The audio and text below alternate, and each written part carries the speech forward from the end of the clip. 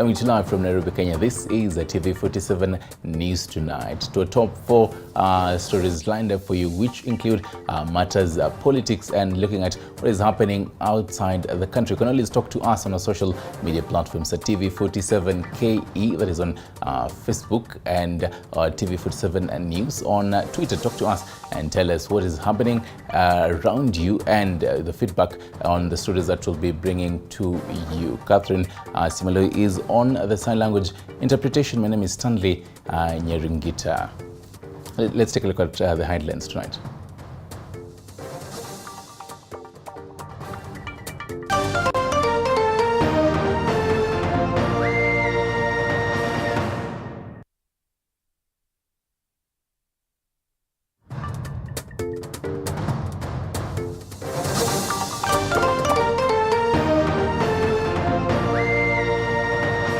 Tonight.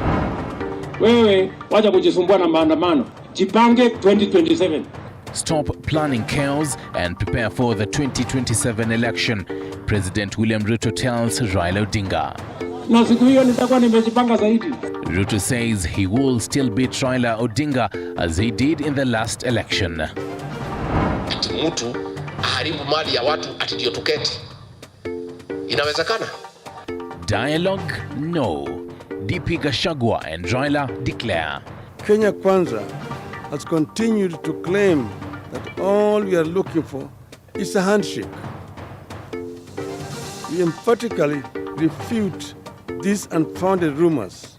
This as Raila accuses Gachagua of planning to sabotage Azimio demos. Plus, a bloated government, 50 CAS sworn into office despite a case challenging the same. I, Dennis Njue Tumbi. This as Raila accuses the president of violating the law. And Kenya on high alert following Marburg outbreak in Tanzania. Madereva tuna hofu kubwa sana juu sisi ndo tunabeba watu wengi. Drivers at the Namanga border post express concerns over lack of surveillance at the border.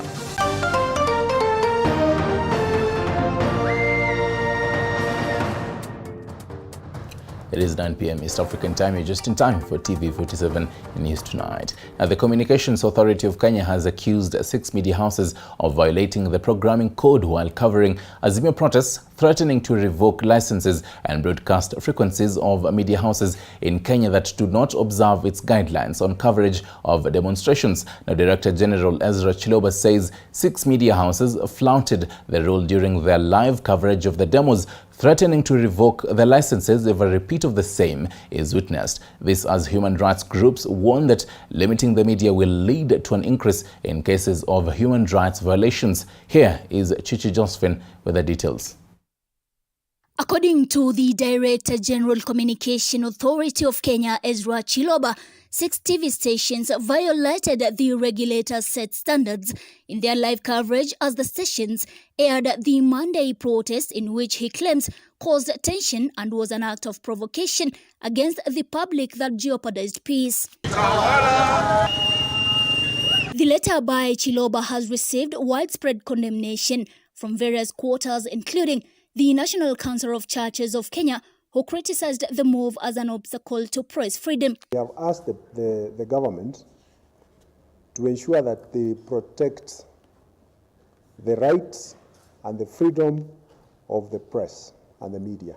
This is enshrined in our constitution, and therefore the orders that have been issued by the Communication Authority are unconstitutional, to say the least, and the freedom of media is guaranteed in the Constitution. According to the civil society organization, censoring media coverage of the mass action protests would expose the participants to the risk of unfair treatment by the police officers deployed to manage the situation. Freedom of media is at the center of freedom of expression, freedom of assembly, and which are the fundamental freedoms that anchor our democracy.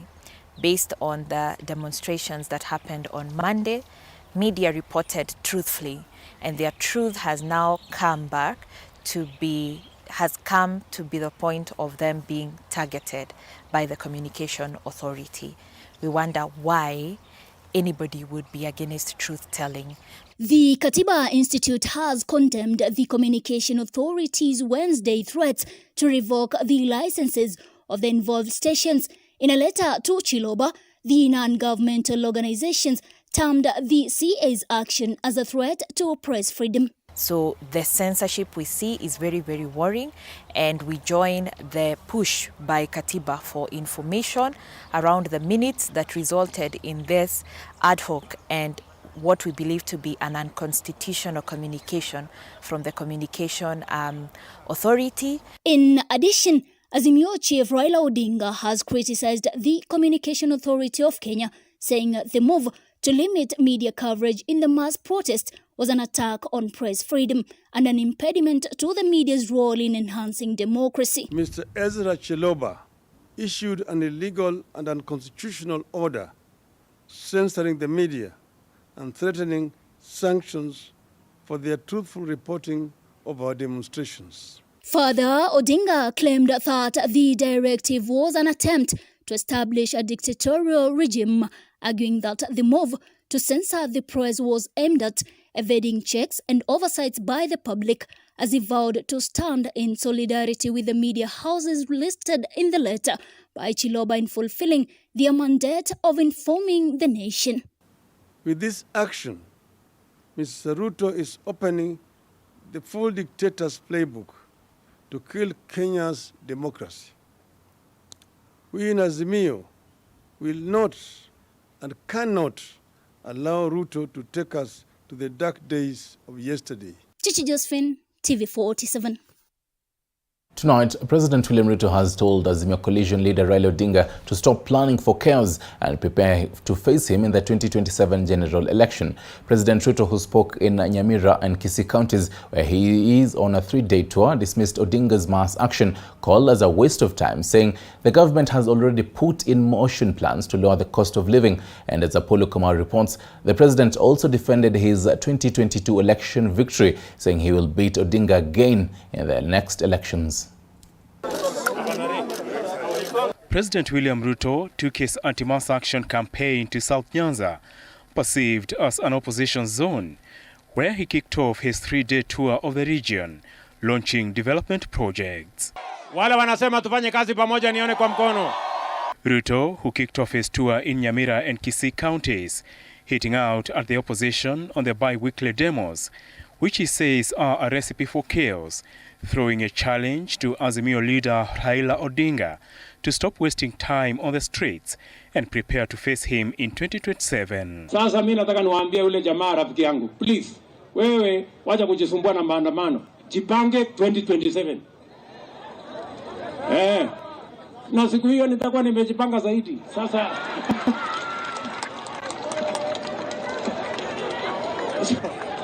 so wacha kusumbua wananchi bwana. Sasa unasumbua wananchi kuwapelekea vita, kuwapelekea fujo, kuwapelekea maandamano. The president further responded to Odinga's quest to open servers to audit the outcome of the 2027 poll, which Odinga claims he won. President Ruto terming it a closed chapter. Si mulichagua MCA, mukachagua women rep, mukachagua mjumbe, mukachagua governor, mukachagua rais. Rais mulichagua ni nani? Ni mtu ya kitendawili ama ni hasla? Sasa huyu mtu anatuuliza nini bwana? The president further made a case on why the cost of living will go down, stating his government has subsidized farm inputs that will, in the long run, reflect on the food prices, lowering the cost of living. Nasikia pengine ule mtu wa whistleblower ameambia huyo jamaa ati ukiweka sufuria kichwa na ufanye maandamano ati bei ya chakula itapungua. Mimi nawauliza, vile ya kupunguza gharama ya maisha ni mkulima apate mbegu, apate mbolea, tuzalishe chakula ikiwe kingi, iletwe sokoni, bei ipungue, tuondoe njaa katika taifa letu la Kenya. And that is what I am doing.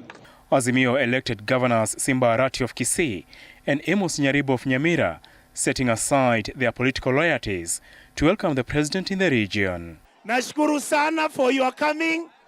We will work with you. Thank you, sir, and come again.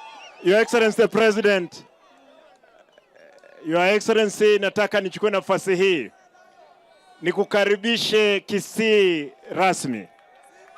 Najua wewe ulikuwa katika mlengo ule, sasa wewe ndio rais na lazima tutafanya kazi na wewe.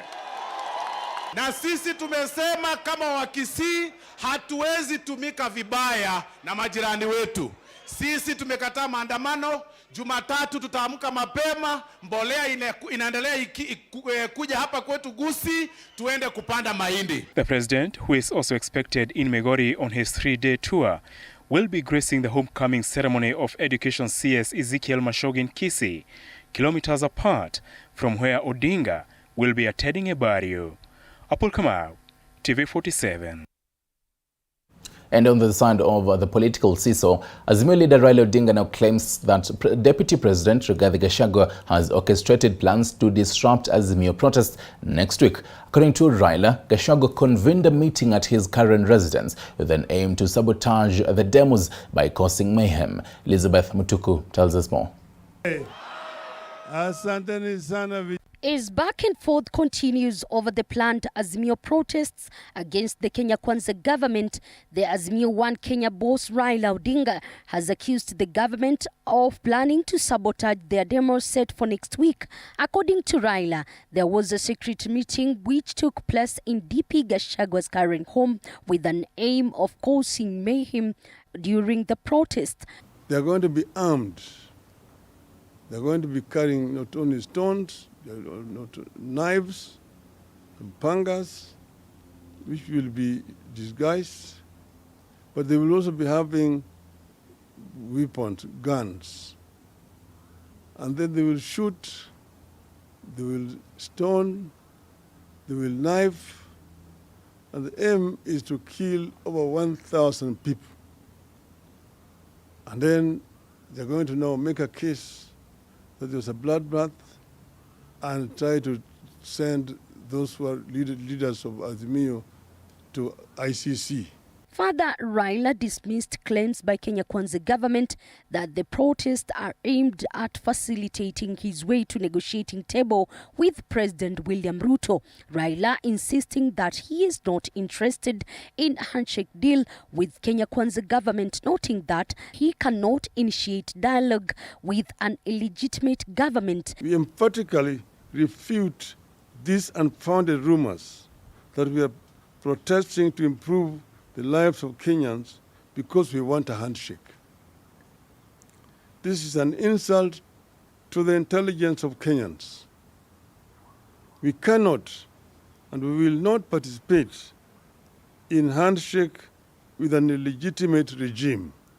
Azimio Brigade now demands the government drops charges against leaders who were arrested on Monday during demonstrations. The 4 leaders, among them National Assembly Minority Leader Opiyo Wandayi, were arraigned Thursday and released on 50,000 shillings bond. Patriotic Kenyans who have been arrested have done nothing wrong. We demand that the charges be dropped unconditionally with immediate effect. And probably the final liberation of the country. We are committed to the movement for the defense of democracy. And we want to assure our supporters that the program that has already been unveiled by the leadership of the Azimio and the movement for the defense of democracy is going to continue uninterrupted. Elizabeth Mutuku, TV47, Nairobi. And at the same time, Deputy President Rigathi Gachagua and Azimio leader Raila Odinga have rejected calls for dialogue by members of the clergy, with both parties saying they are not interested in any handshake deal. And as Paul Kirobi reports, DP Gachagua has urged the religious leaders to reach out to Azimio leader Raila Odinga to ensure he stops the mass protests that have led to the death of a student, with tens of Kenyans counting losses following the protests. For days now, the religious leaders have been calling on the two leaders, President William Ruto and Azimio leader Raila Odinga, to initiate talks to ensure a peaceful nation. However, the pleas have fallen on deaf ears as Deputy President Rigathi Gachagua and Azimio leader Raila Odinga rejected the call, saying both parties are not interested. Gachagua was addressing mourners in Murang'a County during the burial of Mama Diana Wanjiku Njuya, the mother of Maragua constituency member of Parliament Mary Wamaua. Don't request us to sanction blackmail and impunity. Because what Raila Odinga is doing is blackmailing us into talks. How can you ask us to fall into that trap of blackmail, of threats and intimidation? We ask our spiritual leaders to do the right thing. Call Raila Odinga and tell him to stop destruction of property. The DP instead asked religious leaders to reach out to Raila to ensure he calls off the bi-weekly demonstrations that have so far resulted in loss of lives. Mambo ati akuja tumgawie serikali nusu, that is not possible. It cannot happen. It will not happen. So wakisema sisi ni hardliner na akina Ichung'wa, it's okay. Majority of Kenya Kwanza MPs insist they will not accept any handshake between Ruto and Raila.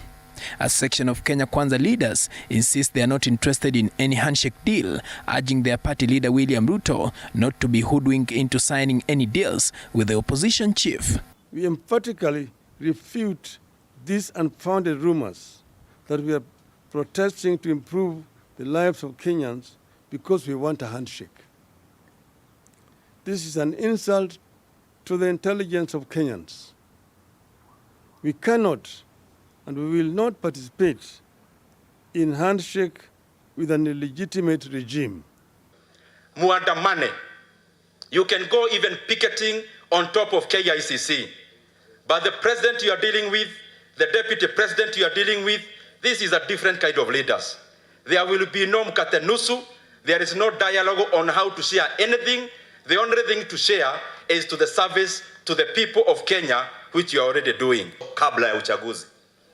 Na tunajua munatutisha na fujo na ghasia ili tusijadili mambo ya accountability ya ile wizi mulifanya mkipora. Tunawaambia leo mchana mbele ya kanisa na mbele ya watu wa Kenya, hatuko tayari kujadili venye impunity itaendelea na how you will not be accountable for the billions that you looted from our economy. This as religious leaders accused the two leaders of chest thumping, saying it will not resolve the situation. Paul Kirobi, TV47, Nairobi.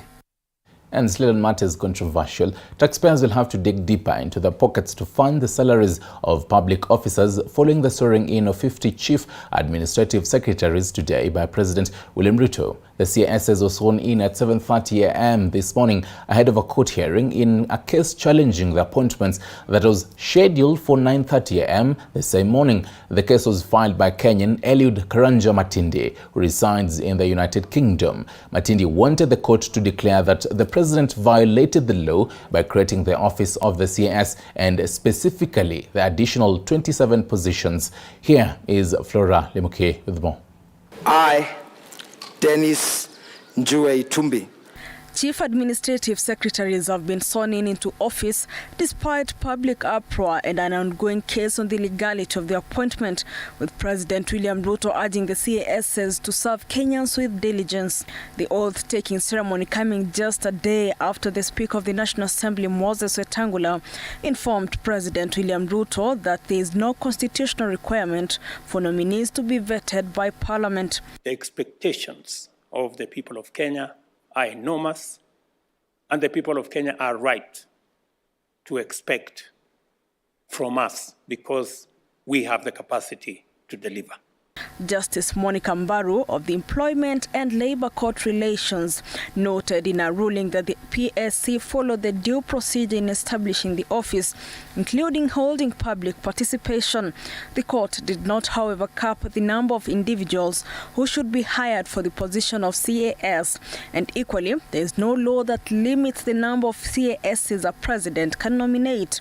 However, according to a letter written to the Public Service Commission, only 23 vacancies were up for grabs, contrary to 50 CASs that President Ruto has appointed. This reminds us of days of Moi during, Banachunga, where he comes very early in the morning, and by the time the lawyers go to court, it says it's already been, the case had already been decided. And it is absurd that Parliament makes that particular response to the executive, and their response is, oh, you will not vet. We are very happy. Come in the morning and swear us. So that is why we are saying the judiciary and the executive are making a mockery of the Kenyan people and the constitution, and they must be stopped.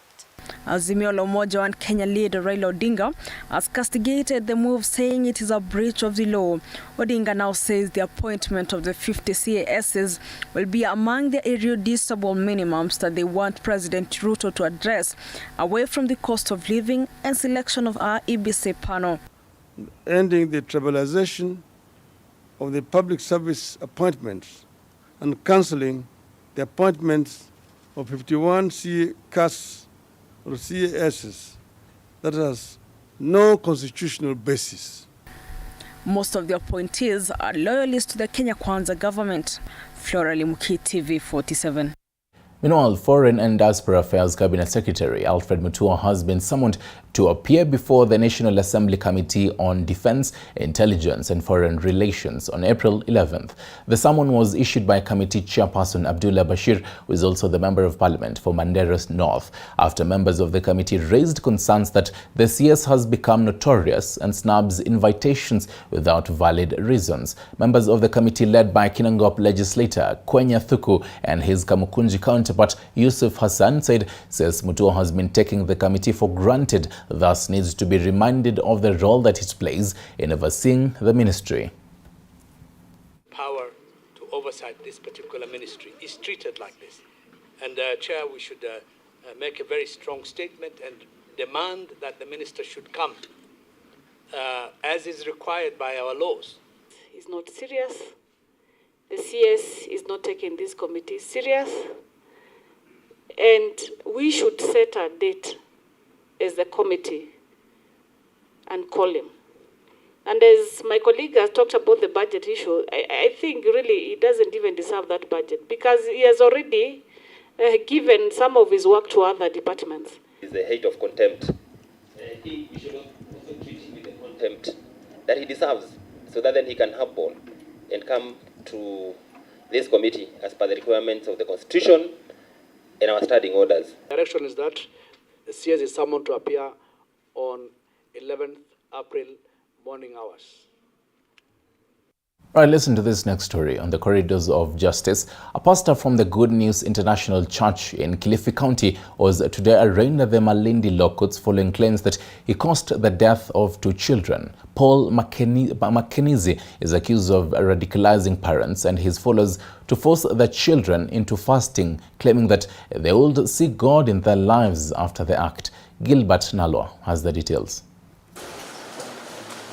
It is at the Malindi Law Courts in Kilifi County that Paul Mackenzie, a pastor from the Good News International Church, was arraigned following allegations that he was involved in the death of 2 children in Chakama. Mackenzie is believed to have convinced parents to subject their children to fasting, an act that saw them go without food, causing their death. We went for an operation in Chakama after receiving information that there is a person who was radicalizing people, or rather brainwashing people, that they should starve their children to death so that they can see God in the future. After receiving an intelligence report about the actions of the pastor, the officers swung into action, launching a manhunt for the suspect, who is believed to have relocated from Malindi after he was accused and charged with similar offenses in 2018. He's a known person in Malindi. He used to operate a ministry here in Malindi in 2018, and he was arrested and charged for various offenses, and he closed that ministry and moved to Chakama, where he has been able to influence his followers to follow him there. According to the investigating officer Joseph Yator, the spiritual leader Paul Mackenzie is believed to have caused the death of the two children between the 16th and 17th of March this year. The evidence confirming that the children had been buried in shallow graves. The information we have is that some children had been starved to death and they had been buried in shallow graves, and we have some evidence to that effect. Despite the pastor having followers at his new place of worship in Chakama, it was difficult for the officers to arrest any as they all went into hiding in the bushy environment surrounding the church.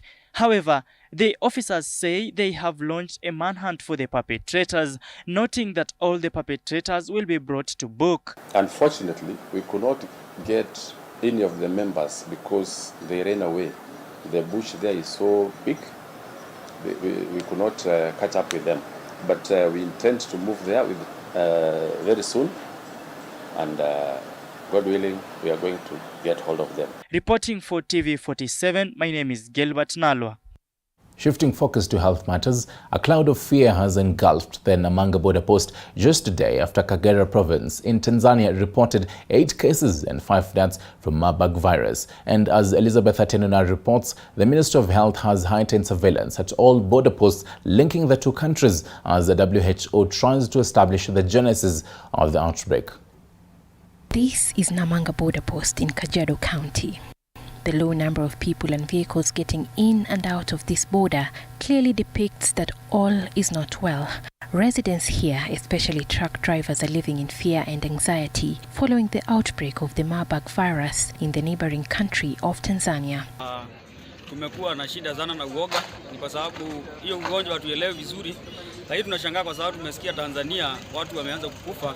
Kwa hivyo tunaomba serikali kama kuna njia inaweza tumia ili kutuzuilia hapa mpakani, sababu kuna Watanzania wengi wanaingia kutoka pande hii wanaingia Kenya. Ukiangalia kwa upande wa Namanga, sisi kama tuko boda hapa, watu wanavuka sana na hakuna ile check up ya kuangalia mambo ya udaktari nini, watu wanavuka kiholela holela. Sasa tunaogopa kwanza kwa hizo ugonjwa kama hizo kuja Namanga, tunaogopa sana. Madereva tuna hofu kubwa sana juu sisi tunabeba watu wengi. Tungeomba serikali ingilie kati ili iweze kutusaidia. The Ministry of Health in the country has since activated its surveillance at all border points between Kenya, Tanzania and Uganda, further urging Kenyans to report any case of those presenting symptoms such as fever, vomiting, diarrhea and bleeding from various body openings. What we know so far is that that index case did come from an island in Lake Victoria and had traveled to Bukoba District Council, which is where then treatment was sought, but we do not have further details. Tanzania's Ministry of Health is working closely with the World Health Organization to investigate the genesis of the Marburg virus in the country and to ascertain if it is in any way linked to the case reported in Equatorial Guinea on the 13th of February. We don't have evidence yet of any link between the Marburg outbreak in Tanzania, which was, which we believe was initially, if you like, notified on the 16th of March, and the outbreak in Equatorial Guinea, of which some cases were announced middle of February. But there are tests going on. There is genomic sequencing being now that will enable us to be able to see if these two outbreaks are connected. Marburg virus disease exists in the same family as the virus that causes Ebola and has a fatality ratio of up to 88%. The virus was first detected in the year 1967 in Marburg and Frankfurt in Germany. The outbreak emanated from monkeys allegedly imported from the country of Uganda, which led to the death of 7, leaving 31 individuals, mostly laboratory workers conducting the research, severely ill. Animals such as bats, pigs, and monkeys are said to play host to the virus. In humans, the virus is said to spread through contaminated water and direct contact with the bodily fluids of infected persons. Some initial work had started. As you know, the Equatorial Guinea outbreak started earlier in February. And the initial genetic sequencing did indicate that there was a closest link to virus detected in in fruit bats in Sierra Leone, but the investigation still continues. And for Tanzania, this was notified 2 days ago, so the teams are actually in the field trying to conduct an investigation. And although there are no vaccines or treatments approved to treat the virus, doctors have been advised to rehydrate their patients so as to replace the lost blood. According to the World Health Organization, the virus can be managed and prevented by avoiding direct contact with wild animals, avoiding direct contact with dead bodies during burial. Those in affected countries have been urged to avoid any form of contact with pigs, and men who have been diagnosed with the virus have been advised to use condoms for a period of 1 year. Elizabeth Atieno, TV47, Nairobi. Oh, thank you for that, Elizabeth Atieno. Let's talk matters security now. And one person has been shot dead with suspected bandits in Kakong area on the Lodwar to Kitale highway after a matatu transporting passengers was ambushed in the morning incident. It is alleged that the driver of the matatu defied the bandit orders that directed his car to stop. One more person, a 14-year-old boy, is nursing serious injuries in hospital, as Kitio Mika reports. According to Turkana County Police Commander Samuel Ndanyi, the armed bandits attacked a PSV vehicle plying Lodwar Kitale Road at Kakong, killing Jacqueline Ngalangna, students at Turkana College of Technical and Business Studies, and injuring 14-year-old people. Kuna incident ilifanyika hapo kwa between Kakong na that stretch, the Notoda stretch. Kuna gari ilikuwa ina apply kutoka Road kwenda Kitale. Walizamisha gari and then the driver akakataa kusimama and then spray bullet hiyo gari ndio gari pia ikasimama. Msichana mmoja middle aged Jacqueline kama tulimpoteza. Mtu mmoja maaga bwana. The driver alipigwa risasi kwa shingo na pia amejeruhi mtu mmoja, mtoto wa miaka 14. It is said that the driver of the vehicle refused to stop as ordered by the bandits, prompting them to shoot. Jacqueline was a second-year student at the Turkana College of Technical in Lodwar as a second-year student.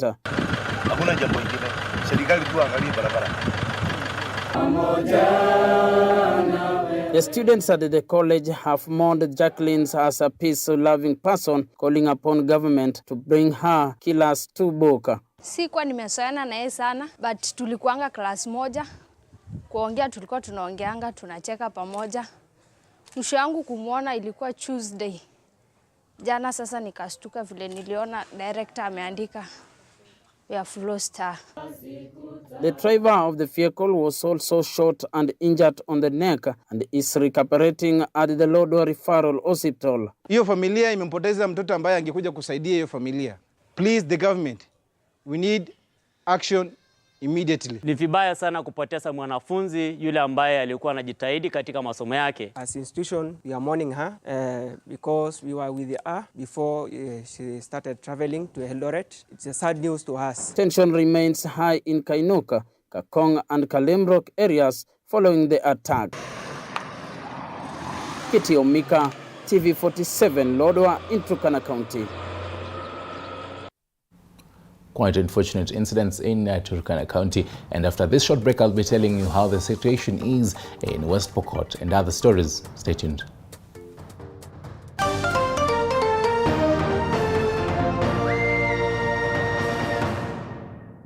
You are watching TV47, the home of untold stories.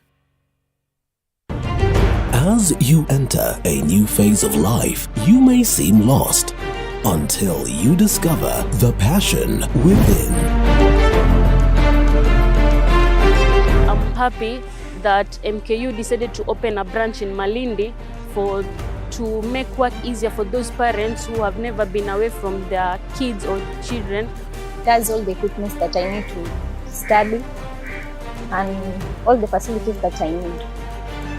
You've seen we have one of the most beautiful and ultra-modern structure.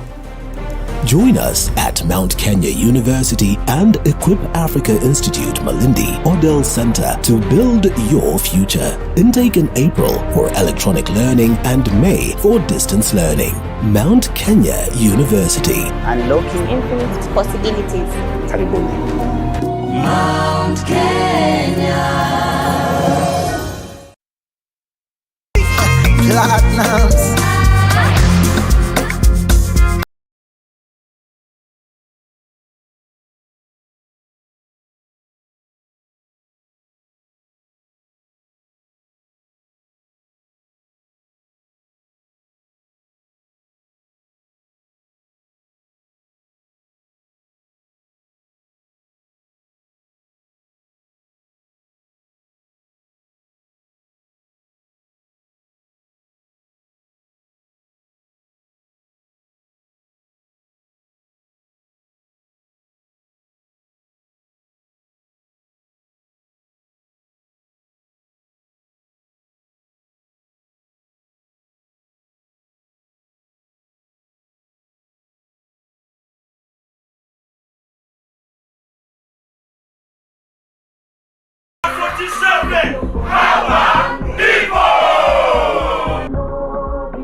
Welcome to the Mwai Kibaki Convention Center, the premier events venue. Our state-of-the-art facilities are designed to meet all your needs, from large-scale conferences to intimate meetings and everything in between. Located in the heart of Thika, the Mwai Kibaki Convention Center offers stunning views of the city skyline and is easily accessible from all major transportation hubs. Our facility features ample parking, free Wi-Fi, advanced audiovisual equipment, and our technical team is always on hand to ensure your event runs smoothly and seamlessly. Don't take our word for it. Make your next event unforgettable at the Mwai Kibaki Convention Center. Contact us today for bookings and reservations. Email multimedia@mku.ac.ke or call us on 0708 212204 or 0727 441733 or 0721 438 629 to learn more about our services and book your event. Nishachukua chanjo ili Kenya iwe chonjo. Tailinda Kenya kishujaa. Suluhisho ni mimi na wewe. Sote tupate chanjo ya corona ili Kenya tukue chonjo. Kenya tutakuwa chonjo. Sote tukipata chanjo. Jilinde unilinde. Sote tutakuwa sawa. Kenya tutakuwa chonjo. Sote tukipata chanjo. Jilinde unilinde. Sote tutakuwa sawa. Pata chanjo, tuwe chonjo. Chanjo za corona ni salama na zapatikana kote nchini. You are watching TV47, the home of untold stories.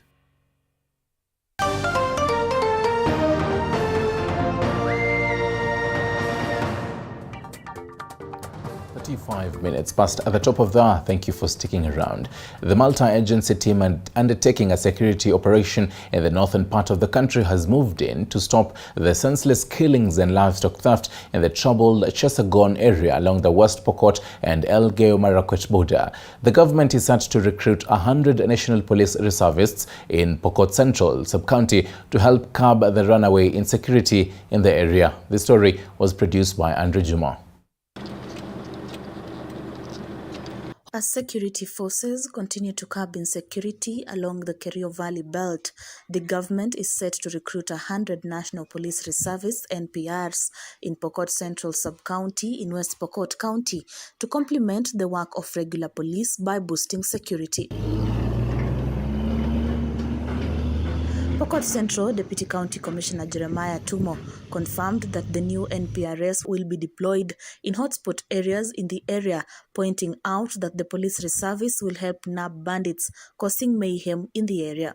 Tumefanikiwa na tumepewa ruhusa ya kusajili NPR 100 na hawa NPR 100 watasajiliwa katika nyanda za chini, nyanda ambazo tunajua kwamba ni dangerous and disturbed, kuanzia Chepkoko kule juu, Mwino, Mosop, ukiteremka Takaiwa, Sekerotuko, mpaka mwisho huko Masoro. Tumo, however, noted that more officers will be deployed in areas with security challenges such as Amolem, Takwel, Luchakula, Kainuk, Kamelei, Chesegon, Chepkok, Kapushen, Ombolion, Sekurok, Moin, Mosop, Sekorot, Takaywa, Lotongonot, and Cheptulel that needs the reservice. CS Kindiki kuwa kupeana NPR, kupeana punduki kwa watu si kupata amani, si suluhu. Kwa maana wakati mtu ako na punduki anaweza kutumia hiyo punduki vibaya. Kwa maana tumeona kwa mambo ya Marakwet hapa Chesekon, ni hiyo punduki ya serikali ndio inatumika kuua watu. NPR sio suluhu ya usalama. Kwa sababu ningetaka niambie Kindiki ya kwamba vile ilianza sio vile alifanya. Ile vile angeanza na viongozi na kuita wase. Hii mambo ya kufanya maneno ya operation imekuwa ni mara mingi nafanywa.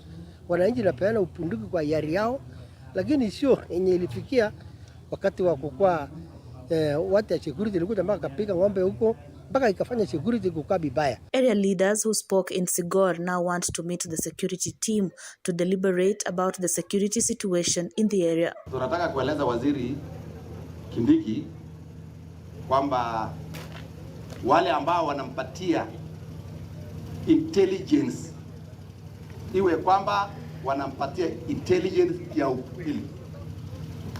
Iwe intelligence ya ukweli. Kwa sababu mara kwa mara wamesema ati Wapokot ndio wachokozi, si kweli. Na tumejaribu kueleza hii. West Pokot Deputy Governor Robert Komole noted that the recruitment of NPRs in West Pokot was deployed and their presence might worsen the situation. So nafikiri hiyo kitu ndio nafikiri Kindiki ningeambia CS Kindiki akuje akae chini asipige story, kwa sababu Kindiki anapenda kupiga story kwa TV tu. Ati mtatuona wapi? Alafu naambia bado tutakuja kesho. Mnakuja kesho, kwani mimi naongoja nini hapo?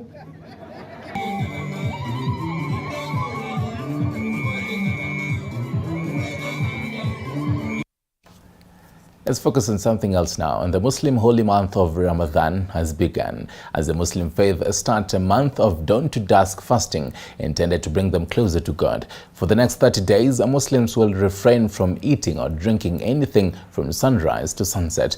This marks the beginning of the 9th month in the Islamic calendar, also Ramadan, where they observe one of the 5 Islamic pillars through fasting, spiritual reflection, heightened devotion, and worship. President William Ruto has led leaders in the country, sending the season's message while urging the Muslims to pray for the nation.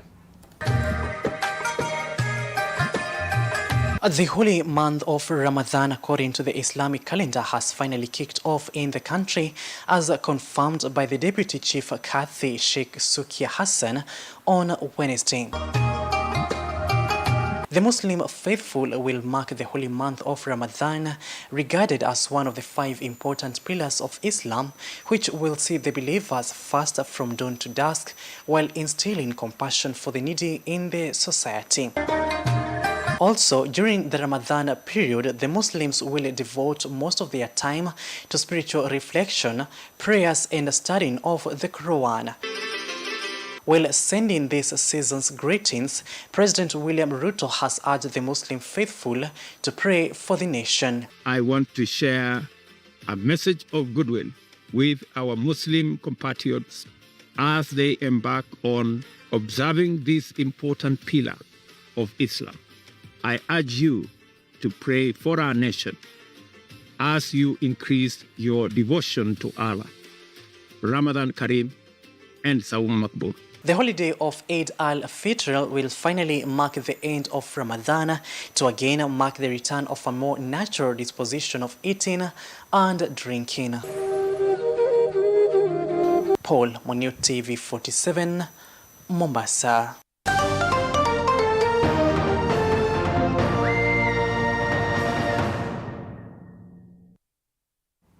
And on behalf of TV47 and Radio 47, Ramadan Kareem to all the Muslim faithfuls out there. Now, Embu Governor Cecily Mbarire has said that she will not pay pending bills of up to 954 million shillings. She says 57% of the projects are unaccounted, including projects worth 112 million shillings, which have been deserted. According to Governor Mbarire, some of the pending projects will be inspected before payment is done. 1.6 billion pending bills were found eligible for settlement. So out of the 1.6 billion worth of pending bills, the only eligible bills that we are going to pay is 705,216,000.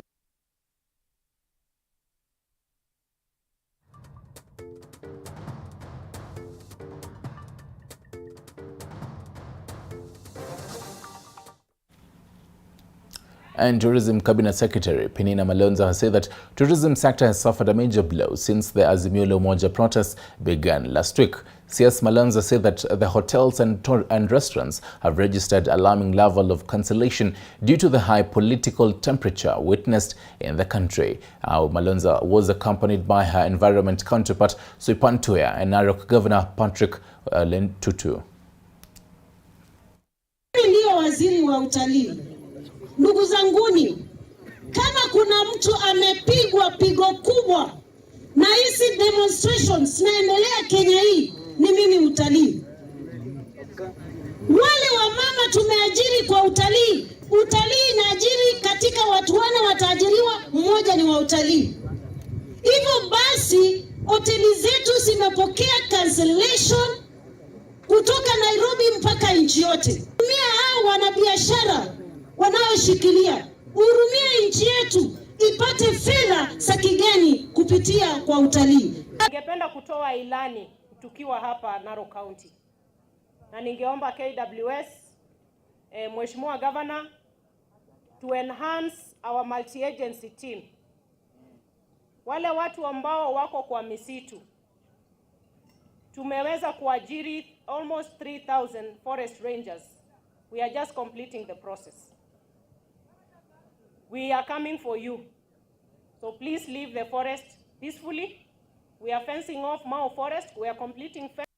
And Diamond Trust Bank, DTB, has opened 3 branches as it intensifies its expansion drive in a bid to bring products and services closer to its consumers. The branches, which are located in Babadogo, Kijabe Street and Kiambu Town, pushes DTB Group's branch network to 70 branches in the country. Speaking during the opening, DTB Group Chief Officer Nasim Devji said that the new branches will offer services to traders, farmers and other business owners, as well as creating digital channels where customers can access their accounts. We opened 3 branches today. We started with Kijabe. We then moved on to Kiambu, and this is Babadogo is our 3rd branch of the day. So yes, we opened 3 branches. Why is what you want to know. Why is, if you know or you must have heard recently, our promise to our customer is bank with us, bank on us. Now that promise has to become live.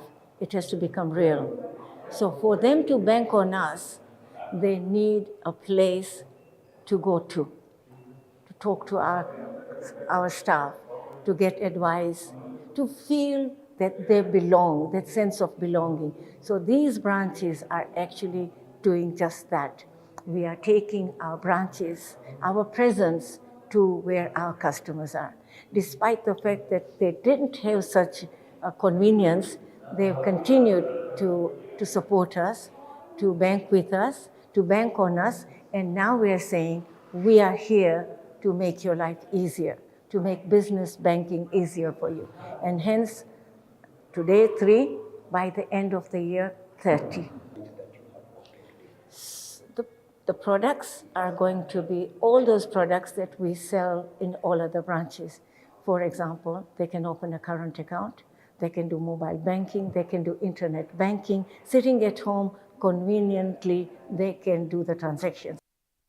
Now, meanwhile, the dream to own a home for millions of Kenyans earning below 150,000 Kenyan shillings a month could soon become a reality after the Cooperative Bank, in partnership with Kenya Mortgage Refinance Company, KMRC, unveiled an affordable mortgage product that offers up to 15 years of repayment period at an interest rate of 9.9%. The new partnership unveiled today during a Housing Stakeholders Forum could be a game changer as it targets the majority of Kenyans with a maximum loan amount capped at 6 million shillings. KMRC has already unveiled an initial disbursement of 549 million shillings, with Cooperative Bank expected to top up the funding kitty for own lending to customers. The new deal, meant to fill the country's affordable housing gap, comes after months of negotiations between SACCOs and other key stakeholders in the real estate sector.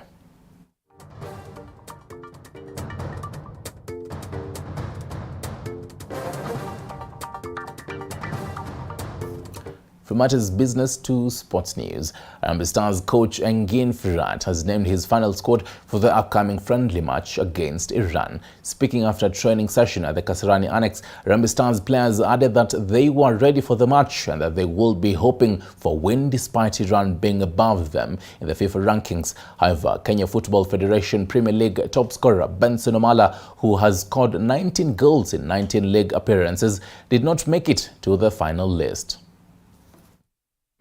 Iran si tumeenda kwa win. Akijaenda cruise benye kocha amesema tutakuwa na aggressive kila kitu. Pia ni motivation yetu, ni game kubwa. Lazima tujisukume. For sure the game going to be difficult, but as the coach vile tumeplan na kila kitu, we are going for a win.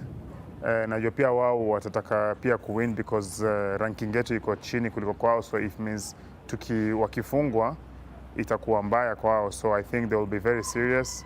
So I think it's going to be a very tough match, but tunataka win sisi pia.